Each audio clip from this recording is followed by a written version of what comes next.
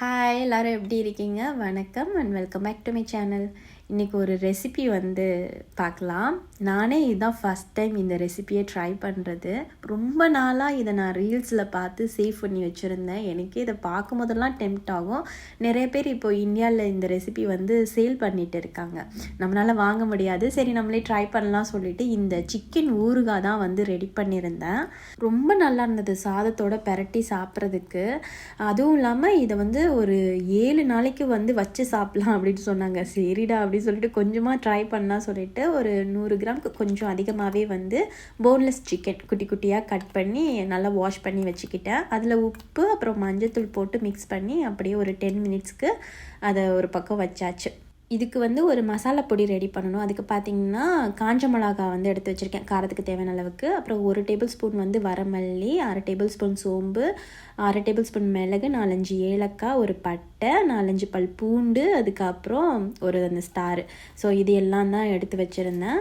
இது எல்லாத்தையும் ஃபஸ்ட்டு நம்ம எண்ணெயெல்லாம் சேர்க்காமல் வறுத்து எடுக்க போகிறோம். காஞ்ச மிளகாயை ஃபஸ்ட்டு போட்டு அதை லைட்டாக வறுத்துட்டு அதுக்கப்புறமா பூண்டு அதுமே போட்டு லைட்டாக ஹீட் ஆனதுக்கப்புறமா மற்றது எல்லாமே வரமல்லி, மிளகு, சோம்பு, இந்த பட்டை எல்லாத்தையுமே நம்ம சேர்த்து நல்லா வறுத்துக்கலாம். ரொம்ப அதை கருக விட்டுறக்கூடாது. மல்லி, சோம்பில் பார்த்திங்கன்னா ஹீட் ஆனதும் ஒரு மாதிரியாக புகை வரும், நமக்கு அந்த ஸ்மெல்லுமே வர ஆரம்பிச்சிடும். ஸோ அந்த டைமில் அடுப்பை ஆஃப் பண்ணிவிட்டு அதை வேறு தட்டில் மாற்றிக்கலாம்.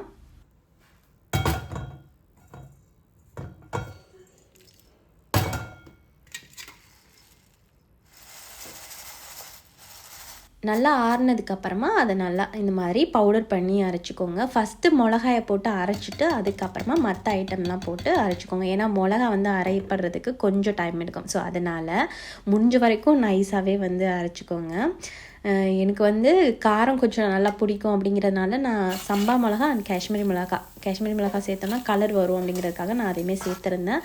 ரெண்டுமே சேர்த்து எனக்கு ஏற்ற காரத்துக்கு எடுத்திருந்தேன்.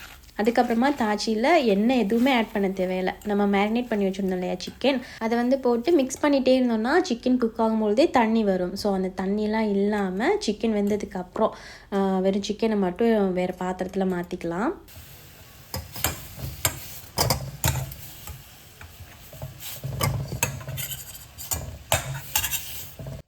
இப்போ பார்த்திங்கன்னா இவ்வளோ நிறைய தண்ணி வந்திருந்தது. ஸோ அதெல்லாம் தொடச்சிட்டு அப்படியே அதே தாச்சியில் பார்த்திங்கன்னா கொஞ்சம் தாராளமாகவே எண்ணெய் சேர்த்துக்கிட்டேன். நான் சன்ஃப்ளவர் ஆயில் தான் யூஸ் பண்ணேன்.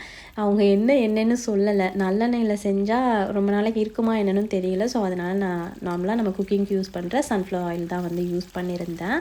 கொஞ்சம் நிறையாவே சேர்த்துட்டு நம்ம எடுத்து வச்சுருந்த சிக்கனை ஃப்ரை பண்ணி எடுக்க வேண்டியது தான். இதுதான் ரொம்ப முக்கியம். நான் ஒரு சின்ன மிஸ்டேக் பண்ணிட்டேன். சிக்கன் கொஞ்சம் ஓவர் குக் பண்ணிட்டேன். அது கொஞ்சம் ஹார்டாக இருந்தது. ஸோ அதை மட்டும் பண்ணிடாதீங்க. லைட்டாக மேலே அந்த கலர் சேஞ்ச் ஆனதுமே எடுத்து வச்சுருங்க. ரொம்ப கிறிஸ்பியாக பொரிச்சோம் அப்படின்னா அப்புறம் சாப்பிடும் பொழுது ரொம்ப ஹார்டாக இருக்கிற மாதிரி இருக்கும். ஸோ அதனால் பொரிக்கும் பொழுது ரொம்பலாம் கிறிஸ்பியாக பொரிக்க வேணாம். லைட்டாக கலர் சேஞ்ச் ஆனதுமே நீங்கள் எடுத்துருங்க. முடிஞ்ச வரைக்கும் குட்டி குட்டி பீஸாக போட்டுக்கோங்க. அப்போ தான் நல்லா அந்த மசாலாவோட சார்ந்து சாப்பிட்றதுக்கு சூப்பராக இருக்கும். நான் சிக்கனை ஃப்ரை பண்ணிவிட்டு அதுக்கப்புறம் குட்டி குட்டியாக நான் கட் பண்ணி விட்டுக்கிட்டேன்.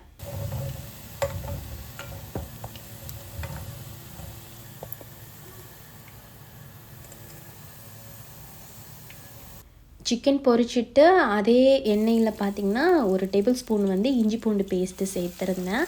நான் எண்ணெய் நிறையா இருக்கும்னு நினச்சிட்டு கொஞ்சத்தை எடுத்து வச்சேன். பட் அதுக்கப்புறம் அந்த எண்ணெயுமே ஆட் பண்ணிட்டேன். இதுக்கு கொஞ்சம் நிறையா தான் எண்ணெய் ஊற்றணும் போல்.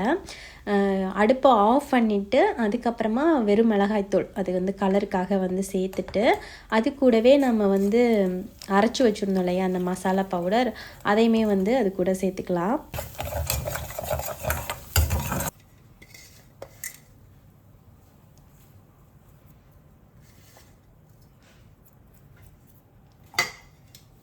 இந்த மசாலா பவுடர் சேர்த்ததுக்கப்புறம் தான் ரொம்ப திக்காக இருக்கிற மாதிரி இருந்தது. நம்ம தண்ணியுமே ஆட் பண்ணக்கூடாது. ஸோ நான் ஃபஸ்ட் எடுத்து வச்சுருந்தேன் இல்லையா அந்த எண்ணெயை கொஞ்சம் கொஞ்சமாக சேர்த்துக்கிட்டேன். சிக்கனில் நம்ம ஆல்ரெடி உப்புலாம் போட்டு தான் ஃப்ரை பண்ணியிருக்கோம். ஸோ இந்த மசாலாவுக்கு தேவையான அளவுக்கு மட்டும் உப்பு போட்டுட்டு நல்லா மிக்ஸ் பண்ணி விட்டுட்டு அதுக்கப்புறமா தான் அடுப்பை ஆன் பண்ணேன்.